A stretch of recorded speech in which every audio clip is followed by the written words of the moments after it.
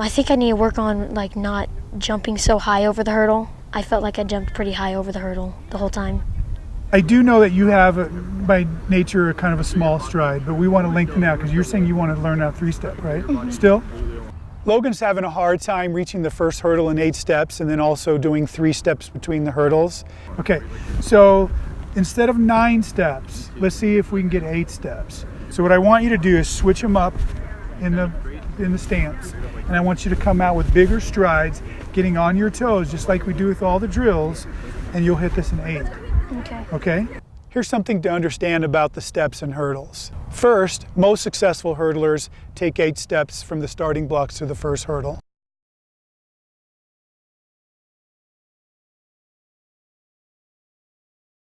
Then there's what to do between the hurdles. All successful hurdlers take 3 steps between each hurdle and go over the hurdle on their 4th step. That's the fastest way to do it. The challenge for me as a youth coach is that not every hurdler is ready to take 8 steps to the first hurdle and 3 steps between each. The ones that aren't ready for it end up taking very long, slow strides, and that tends to build bad habits moving forward. The most common alternative is to take 5 steps between the hurdles, but that's almost always very tiny baby steps, and that also causes some bad habits and teaches hurdlers to take off too close to the hurdle, and that's a bad habit to break as they get older. So if I have a developing hurdler who can't do 3 steps, my preference is to teach them how to do 4 steps between the hurdle. That can be a good thing because it prepares them to do the 300 and 400 hurdles later on because they can go over with either leg. The challenge with doing 4 steps between the hurdle is that means you're now alternating your lead leg at the different hurdles, and that's pretty difficult. Here we go. 1, 2, 3, 4, 5, 6, 7. Okay, very nice, very nice. Because all that looked really nice, except those first 4 steps. Because it's right into popping straight up to this beautiful stride for a 400-meter runner. But you said you want to, come here. So you're saying that you want to start running the 100-meter hurdles. So you're going to have to come out a little more like a sprinter. You got to stay low, got to stay at that angle. I shouldn't see your face for 4 to 6 strides. My name is Lily. I am 17 and I'm going to be a senior. I really like hurdles, like a lot. I love hurdles.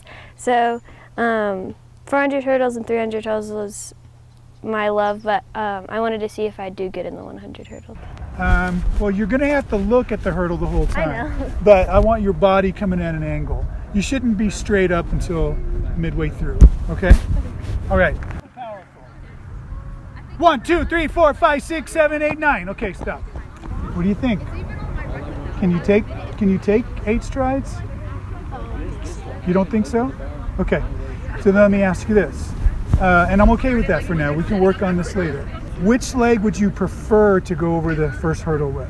Right. Okay. So then you're going to go back to having your right foot forward there? Okay. That's what we'll work on. Lily! Oh, whenever you're ready. 1, 2, 3, 4, 5, 6, 7, 8. Okay. Did you see the bottom of her shoes? Oh, you're lying. Okay.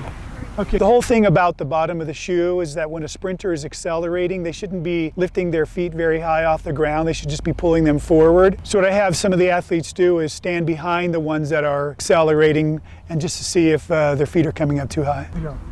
2, 3, 4, 5, 6, 7. Okay, I like that. I like that. You came off that hurdle, and then when you were here, you were still leaning.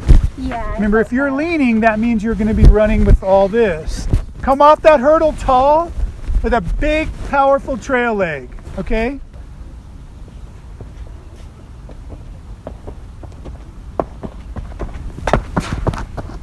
Well, he did what I asked him to do. I just didn't expect it to be that big. Make sure to subscribe to get new videos each week. And also share this with anyone that you think might like it. Also, if you'd like to learn how I might be able to coach you, either in person or online, you could go to acemethodcoaching.com to learn more, or you could also see that link in the notes below.